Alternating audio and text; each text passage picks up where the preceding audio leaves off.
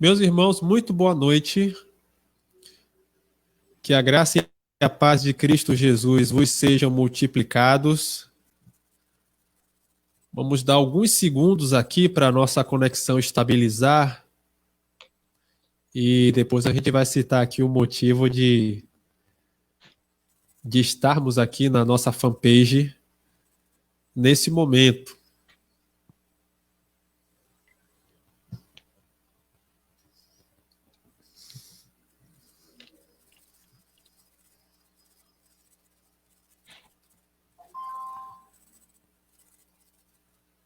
Normalmente, quando a gente parece assim em edição extraordinária, acredito que os irmãos já estejam acostumados. Significa que tem aí uma entrevista, né? Um perfil com algum convidado para estar ministrando entre nós. Essa semana é semana de aniversário da nossa comunidade, são 22 anos de pregação ininterrupta da palavra de Deus. E aí, durante todas as lives desse mês de junho, quase todas, na verdade, nós tivemos a presença, né, de um pregador, de um ministro do Senhor que trouxe a palavra sobre nós. Peço para você que está online, que está vendo a nossa transmissão, que também dê aquele feedback. Se estiver vendo aí algum travamento, som, alguma coisa assim, fala para a gente ir tentando mexer aqui nas configurações. Eu estou vendo, por exemplo, aqui que a nossa diaconisa Wanda está aqui conosco. Seja bem-vinda, Wanda, a essa nossa transmissão. Acredito que agora a transmissão já estabilizou. Então eu quero chamar aqui o nosso convidado para o bate-papo. Quem é? É o nosso preleitor de domingo, pastor Elielson Neves. Ele vai contar um pouquinho da sua trajetória e a gente daqui a pouco vai explicar por que ele foi convidado para estar conosco nesse final de semana. Pastor Elielson, seja bem-vindo, em nome de Jesus, uma boa noite, graça e paz de Cristo. Como é que está? Graças e paz, pastor Jorge. É uma alegria muito grande, pastor Jorge, estar com você, com a igreja, Campo Missionário de Jequié. Uma satisfação. Muito obrigado pelo convite, né? De podermos estar tendo esse momento de comunhão, ainda que de forma virtual, né? Amém. Aqui o pessoal do Campo de Jequié mais do que conhece o Senhor e daqui a pouco todos aqueles que estão visualizando essa nossa transmissão vão saber o porquê, mas justamente por conta deles, talvez não te conheçam, é que a gente está batendo esse papo aqui. Então, para iniciar, queria que o irmão dissesse qual o seu local de nascimento, cidade, estado e também a data de nascimento. Meu sotaque é o sotaque nordestino, né? E é um sotaque de Pernambuco, a gente é de Recife. Eu sou de 1967, então já passei de meio século, né? Acabei de completar 53 anos e nasci e me criei numa família não evangélica e graças a Deus, aos 16 anos a gente se converteu na Igreja Congregacional de Olinda, lá em Rio Doce, e aí continuando a nossa caminhada com a vida cristã naquele bairro, naquela cidade. O irmão é casado? Quanto tempo de casado? Tem filhos? Eu sou casado, né? Tenho um filho que é o Ícaro Mateus, vai fazer agora 28 anos, né? E casado com a Kalinka, né? Nossa querida esposa, é a minha segunda esposa. Quando eu fui para a Bahia, eu tinha um primeiro casamento, depois fiquei viúvo, e aí casei com a Kalinka vai fazer 16 anos esse ano. O senhor disse que entregou a vida para Jesus aos 16 anos, numa igreja congregacional. Então, o senhor sempre foi, digamos assim, um congregacional raiz, nunca teve contato com outra comunidade. Não, eu já me converti na igreja congregacional, né? E de lá até hoje, né, a gente permanece na mesma denominação. Aí depois fui para o seminário, saí do seminário, fui para o campo missionário e aí não parei mais. E como é que foi essa chamada para para o pastorado? Quando foi que o senhor teve certeza de que foi chamado para isso? Na própria comunidade, o senhor teve esse reconhecimento, foi exercendo alguns cargos? Como é que foi do seminário para o pastorado? Quando eu me converti, eu tinha uma sede muito grande da palavra, e aí assim que eu me converti, eu comecei a fazer um curso, naquele tempo era curso à distância, era curso por correspondência, né? Tinha um Instituto Universal Brasileiro que tinha curso também de teologia. Eu comecei a fazer o curso bíblico à distância, logo na sequência eu comecei a trabalhar muito intensamente com a juventude, naquele tempo tinha aquelas UMEF, União de Mocidade, né, o MEC, e eu comecei a trabalhar na UMEC, e nesse trabalho da igreja local, foi que brotou esse desejo por pregar o evangelho. A gente tinha um grupo, que era um grupo de evangelização no bairro, eu participava desse grupo, e aquele texto de Paulo, né, quando fala na carta a Timóteo, né, que quem aspira ao episcopado, essa obra almeja. Eu via o pregador pregar, eu via o missionário falar, eu ficava entusiasmado, eu gostaria de ser também um pastor. Mas aí o chamado de fato aconteceu em 1996. Eu me converti em 83. 3 anos depois, o pastor Green Thomas Clayton, que hoje está na Inglaterra, ele foi professor de seminário, e ele foi pastor interino da minha igreja em Olinda, em Rio Doce. E ele falou de um projeto missionário, que é o projeto Cali Missionário. É um projeto que estava indo para o sertão da Paraíba, saindo do Rio de Janeiro com seminaristas.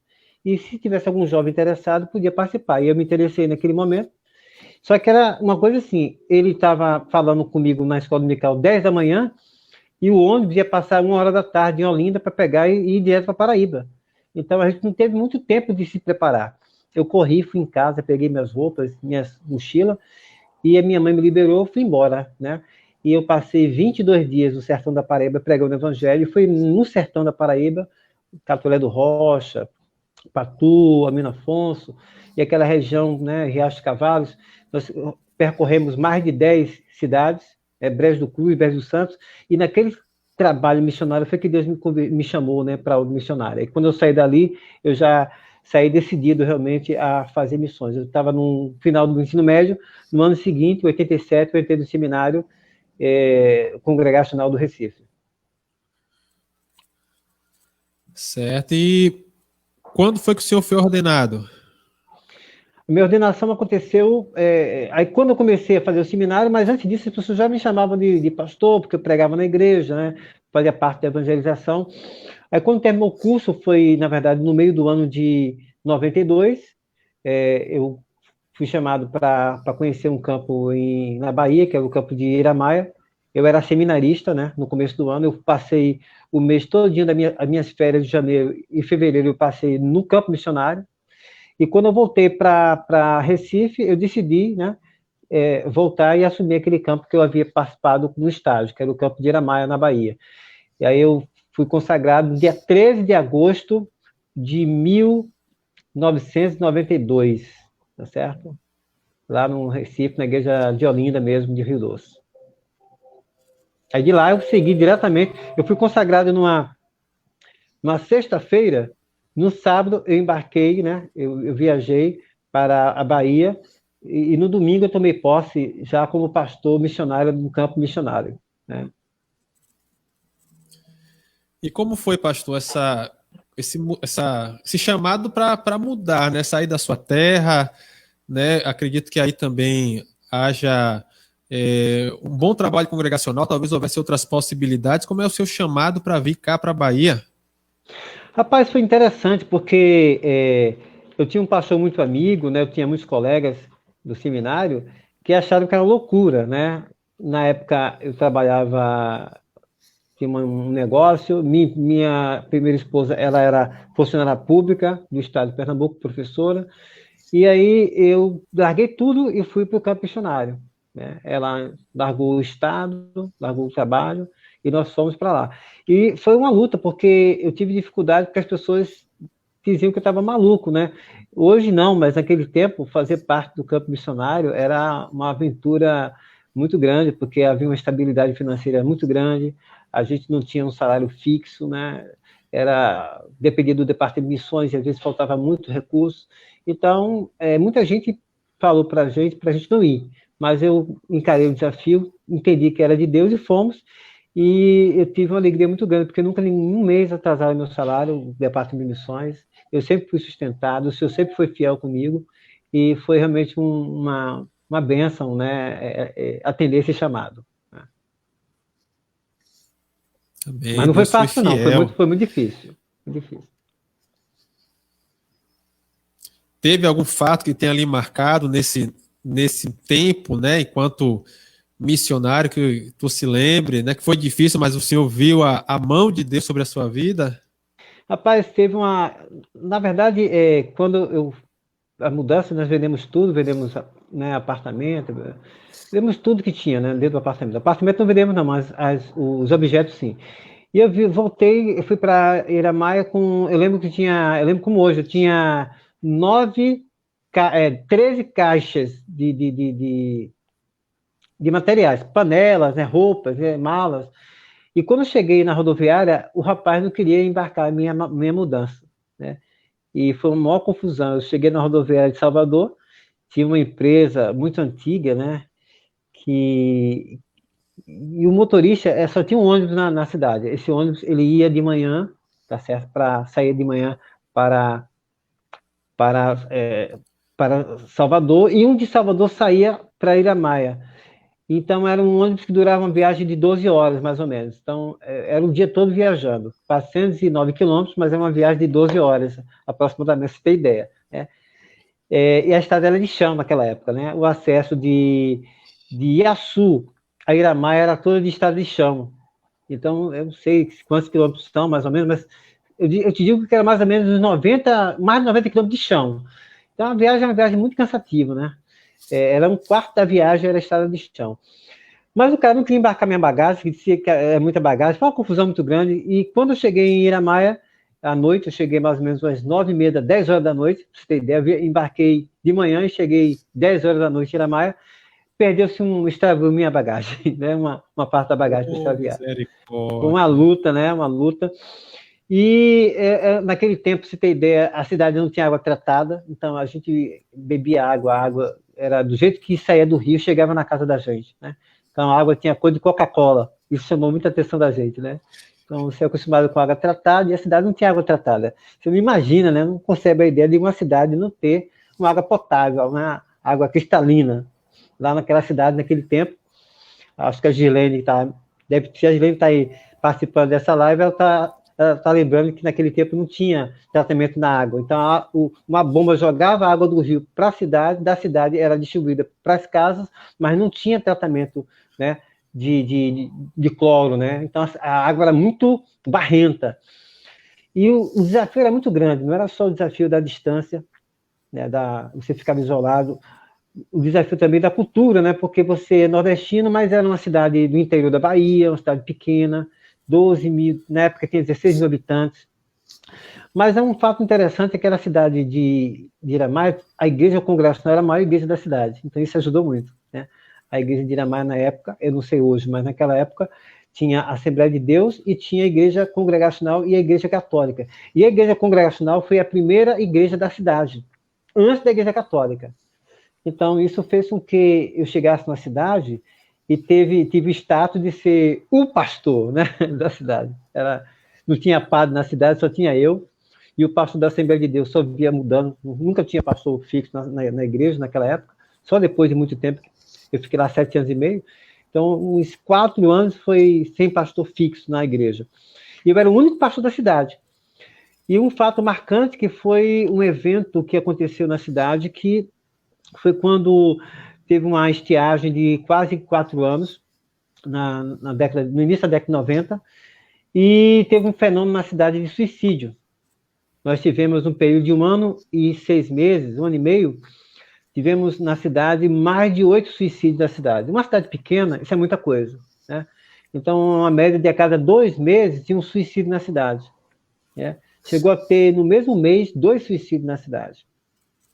E a gente teve essa crise muito grande, existencial, e eu era o único, né, sacerdote, então eu fazia todos os funerais da cidade, quem fazia era o pastor Elielson.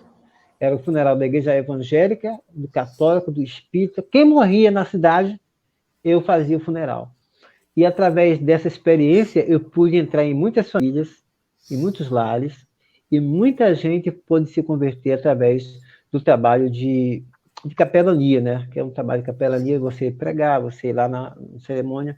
E o fenômeno que marcou minha vida foi exatamente esse, foi que muita gente se suicidou, e a partir daquele momento, a igreja foi forçada a fazer movimento de oração, de intercessão, e aí nós criamos, junto com a Assembleia de Deus, uma passeata. Naquela década de 90, começou a surgir passeata da Bíblia, né?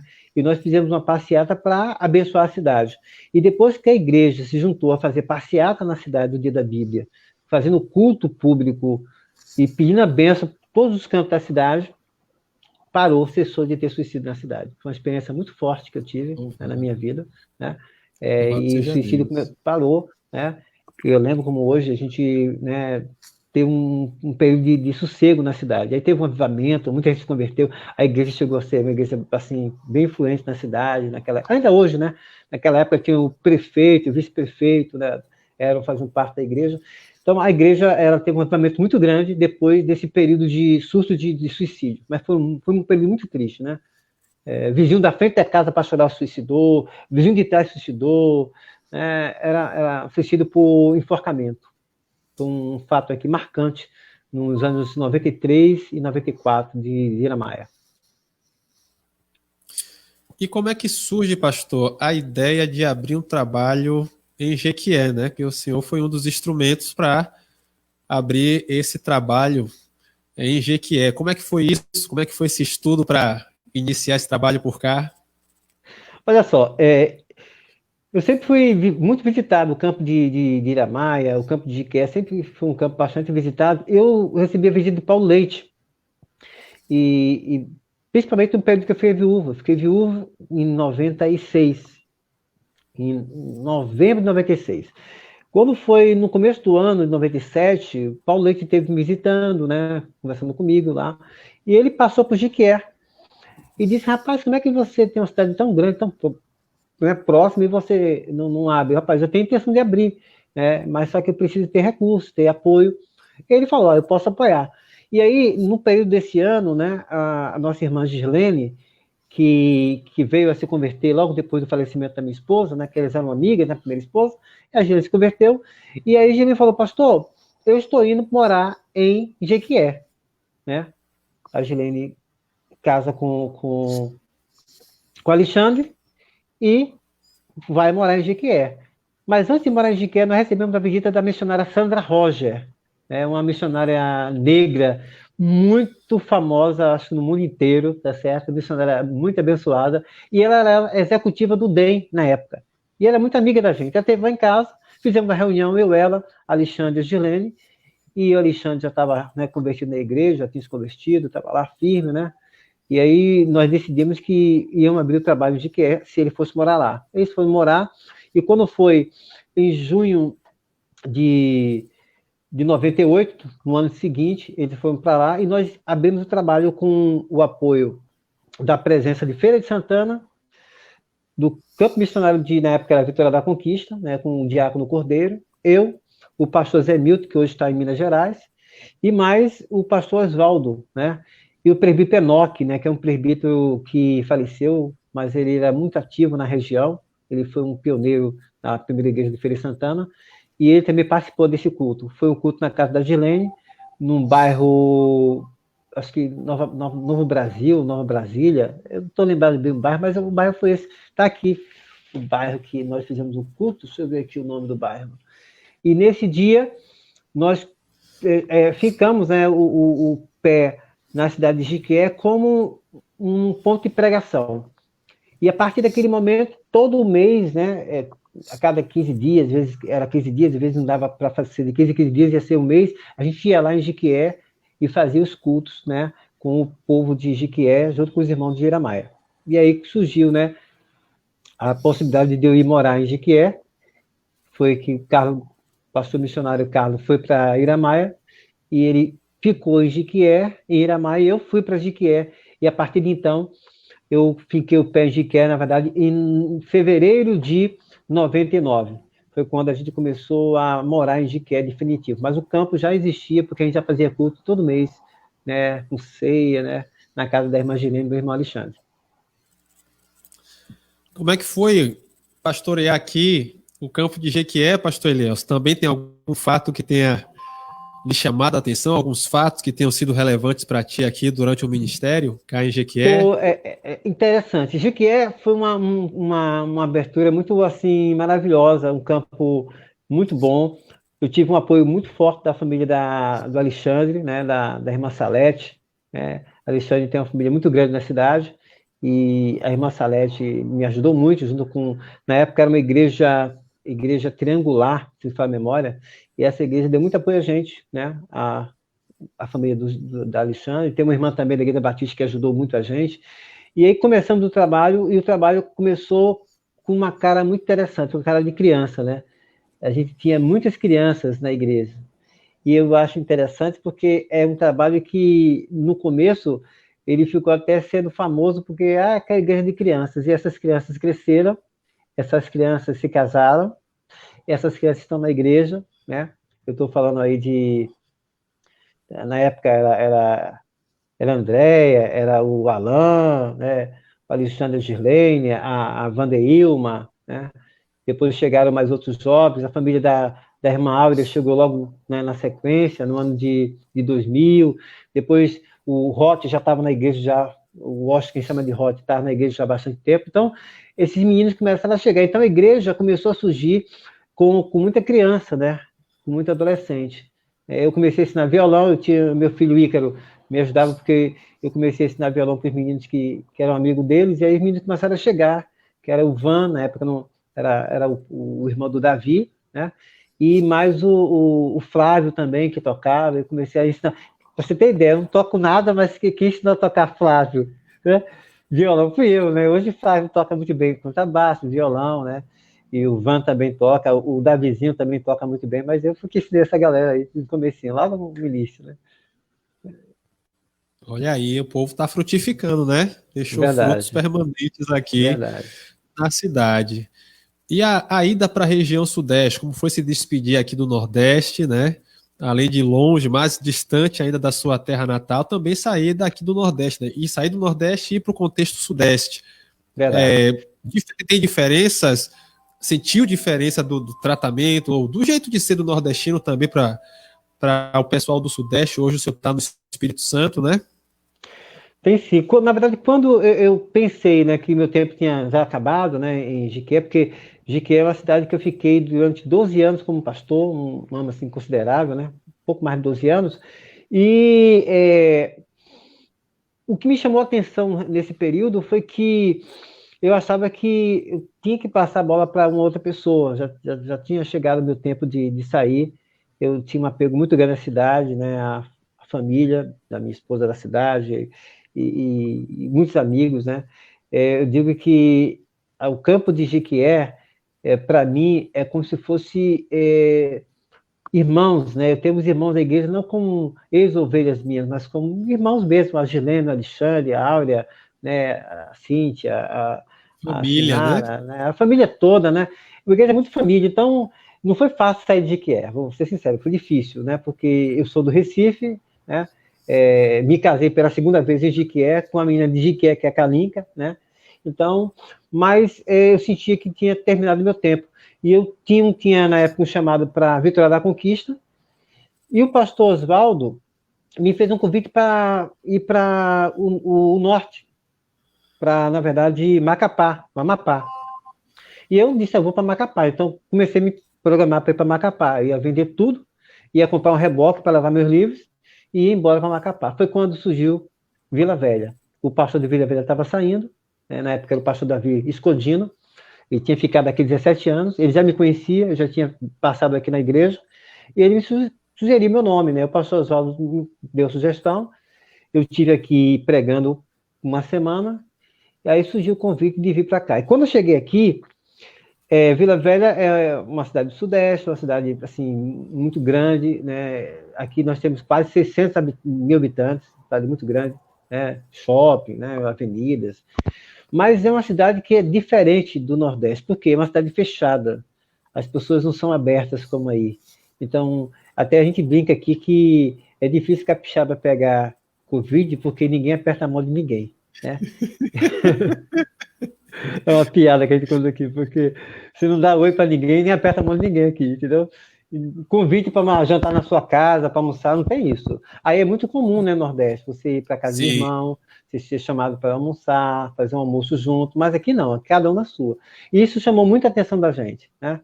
Principalmente a minha esposa. Eu não, por ser mais velho, né, e por estar acostumada com ter um espírito missionário, eu tive mais facilidade, mas a Calica sofreu muito no começo porque a gente ficava muito só, né, muito sozinho, né? Às vezes eu pensava em viajar para São Paulo, para participar da reunião da junta, no Rio, e ela ficava sozinha, foi difícil, né? Esse primeiro 1 ano, 2 anos, foi muito complicado aqui, por conta da diferença, porque as pessoas são maravilhosas. Eu não estou falando da cidade, a cidade é uma cidade muito boa. Eu tenho, assim, muitos amigos na cidade, né? Sou pastor de uma igreja aqui da cidade, mas o povo nordestino, o calor nordestino, né? O abraço, o aperto de mão, né? Abrir a porta da casa, isso é diferente. Acho que a gente sente muita falta disso. Então, talvez foi a maior dificuldade que nós tivemos, esse lado mais familiar, mais aberto, né? Que a cultura nordestina propicia para a gente. Tá? Hoje, pastor, o senhor permanece como ministro congregacional, mas está congregando, né, em uma outra comunidade. O senhor pode citar essa comunidade, qual é? Nós estamos na igreja Missão Graça e Paz, é uma comunidade aqui perto de casa, perto no meu bairro praticamente, né? É um bairrozinho próximo aqui, eu posso ir a pé no máximo 7 minutos, né? De carro dá uns 2 minutos, 3 minutos de carro, muito pertinho. E eu comecei a congregar e eu fui chamado para trabalhar, e hoje eu estou auxiliando o pastor dessa igreja, uma igreja pequena, como a nossa igreja. Acho que o pastor tem a oportunidade de passar assim em frente, não sei se eu passei em frente da igreja, mostrei a fachada da igreja, mas é uma igreja pequena, uma igreja de 100 membros, no máximo, tá? Ela tem um espaço para mais uns 50 pessoas, cabe umas 150 pessoas aproximadamente, mas é um lugar muito legal, né? Um lugar que tem muita gente de fora, tem muito nordestino, tem baiano, né? Tem muita gente do Rio também, tem carioca, então é uma uma igreja de imigrante, né? De pessoas que não são totalmente capixabas. Então, talvez seja isso que ajudado. E o pastor, que é o presidente, é um pastor que é capixaba, mas ele já morou na Itália, já morou no Canadá, então é um cara viajado, né? Ele é bastante receptivo. Graças a Deus.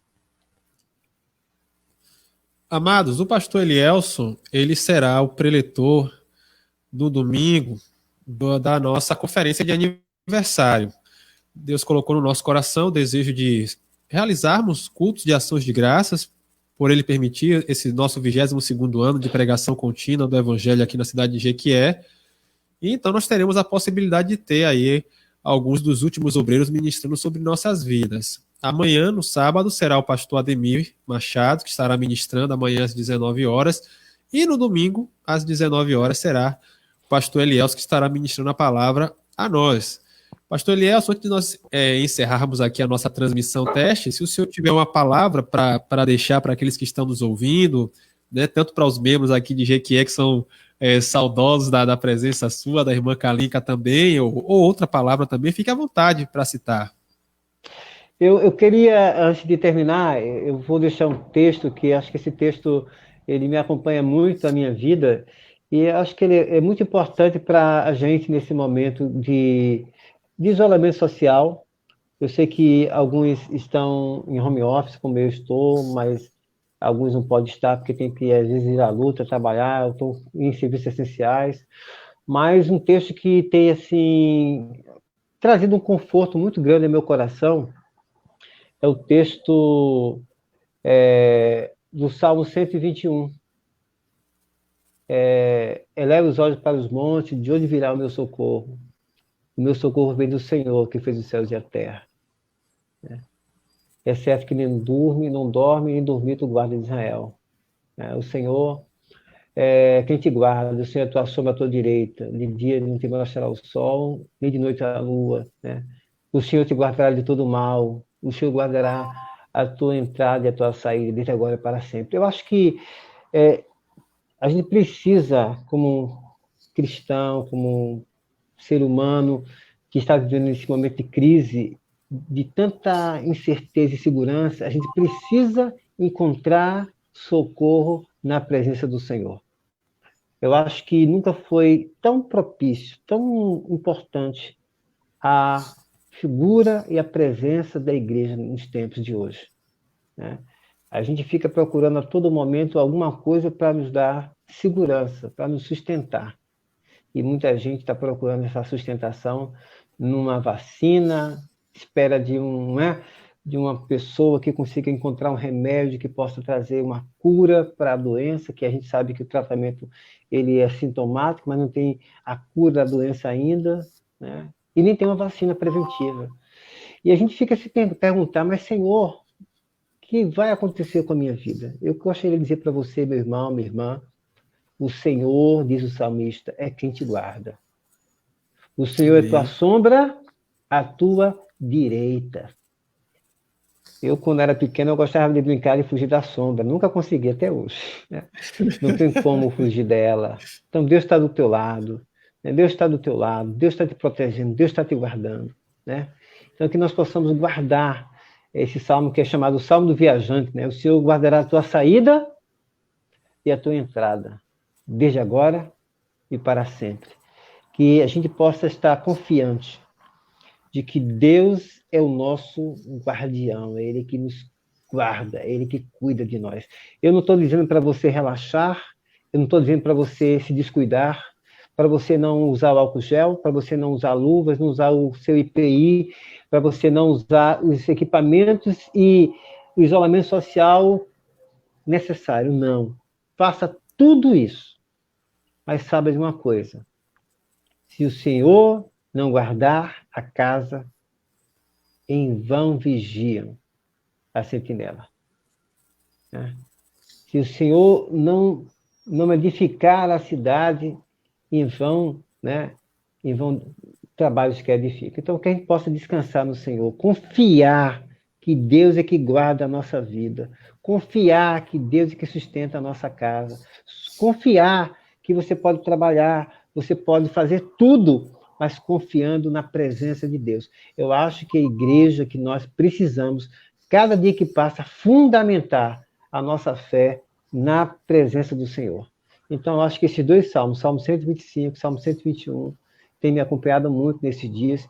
E em Jequié, especialmente, eu tenho uma experiência para fechar muito marcante, né? Que é a experiência das conversões das pessoas. Eu tive a oportunidade de ver muita gente se converter, muita gente entregar a vida a Jesus Cristo, e pessoas que até a data eu até eu me lembro quando foi que a Cíntia, né, se converteu, foi no dia da Páscoa de 2002, no dia perto de São Braga. Meu filho tomou uma queda, se machucou, foi o dia mais difícil para mim, quando meu filho tomou um acidente e ele cortou a cabeça em 3 lugares, tomou 22 pontos.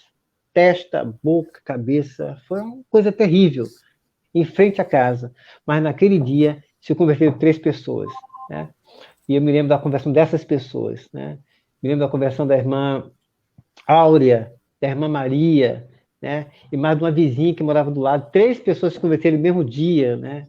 E a irmã Áurea, depois que convertida, ela olhou para mim e disse: pastor, eu não vim para cá para isso, eu não vim me converter. Ele disse: não se preocupe não, isso é coisa de Deus, né? Então, acho que as maiores experiências que eu tive no campo de Jequié não foram experiências espetaculosas do ponto de vista de curas, né, de milagres. Eu vi pessoas sendo curadas, vi milagres acontecendo, vi libertação, mas o maior milagre que eu acredito que eu vi, é muito bom você estar distante, como eu estou já há quase 10 anos, e ver essas pessoas firmes no Senhor, né? Firme em Cristo, sabendo que elas estão ali servindo ao Senhor Jesus Cristo, né? Com a família que eu citei da Aula, mas também tem a família do Alexandre, da Girlene, né? A Wanda, né? A família do Alain e a Deia, e mais a irmã Né, tá certo? E muitas outras famílias que a gente tem ali na cidade, que até hoje permanecem firmes no Senhor, né? O Davizinho. E aí eu fecho, que acho que é uma alegria muito grande, quando eu me o Davizinho começou a ir para a igreja, ele era bem pequenininho mesmo, né? Quase. E toda vez que a gente citava um versículo, ele completava. Era muito legal. Ele dizia: o Senhor meu pastor, e nada me faltará. Né? Ele leva os olhos para o monte, de onde vier o socorro vem do Senhor. Então, ele sempre completava os versículos da Bíblia. Mesmo pequeno, ele tinha 5, 6 anos de idade, tá certo? E quando eu saí do campo, a maior alegria que eu tive, quando eu saí do campo, foi a minha despedida. Eu não sei se os irmãos lembram, foi o batismo de Davi. Foi a última pessoa que eu batizei na igreja, foi o Davizinho, e eu tenho essas experiências. Então, as minhas experiências que eu tenho com o campo de Jiquié foi experiência de conversão, de ver irmãos e irmãs se convertendo e permanecer firme no Senhor. Isso que é fantástico, né? Não é bom só começar, é começar e perseverar no Senhor. Que Deus abençoe. Muito obrigado, pastor Diógenes, por esse convite. Obrigado, estou muito feliz. Estou orando a Deus, pedindo a Deus sabedoria, para que domingo eu possa trazer uma palavra que possa realmente ser uma palavra de Deus para os irmãos, para a igreja. Mas a maior alegria que eu tenho é poder saber que a igreja está com um pastor, um homem de Deus, um servo de Deus como o Senhor, levando a mensagem e cuidando dessas ovelhas aí, desse campo tão maravilhoso. Amém, louvado seja Deus. Nós que agradecemos a sua disponibilidade. Muito obrigado, né, por essa disponibilidade prévia de já estar aqui participando desse teste, matando saudade. Um bocado de gente entrou em contato aqui dizendo que está com saudade. Deia, a Sinara também esteve por aqui, a irmã Jace, a irmã Flávia, a irmã Wanda também esteve por cá, né? Então, matou um pouquinho das saudades aí sua e vai poder matar mais essa saudade ainda no domingo, dia 28, às 19 horas, quando a gente vai estar junto mais uma vez. Pastor, eu peço para o senhor fazer uma oração encerrando esse nosso momento. Pai, nós queremos te agradecer porque o Senhor tem nos abençoado. Muito obrigado, Deus, pela vida do campo missionário de Jiquié. Obrigado pela vida do pastor Diógenes e sua família. Obrigado por cada membro e congregado desse campo, um campo que já completou 22 anos de existência ininterrupta. E todos os domingos, todas as semanas, todos os meses tem pregado o teu evangelho de forma genuína e tem levado a mensagem para muitos outros lugares também. Que tu continues abençoando, Pai, cada membro, cada congregado, fazendo com que essa festa, ainda que seja uma festa virtual, uma festa através de uma live, não vai, de maneira alguma, tirar o brilho e a alegria de nós podermos participar e estar com os irmãos interagindo virtualmente. Que o Senhor nos abençoe, nos dando uma noite de paz e uma festa maravilhosa na tua presença, em nome de Jesus. Amém. Obrigado, pastor Elielson, mais uma vez, Deus abençoe. No domingo também esperamos ver a irmã Calica, viu? Com certeza, vai estar com a gente sim. E amanhã vamos estar juntos aqui assistindo a mensagem do pastor do Rio de Janeiro. Amém, tá certo então. Obrigado, pastor. E vocês fiquem aí atentos que vai ter ainda mais um teste, mais um perfil, mais uma entrevista daqui a pouquinho, tá bom? Um grande abraço a todos, que Deus os abençoe e até logo mais, gente. Tchau, tchau. Tchau, pastor. Tchau.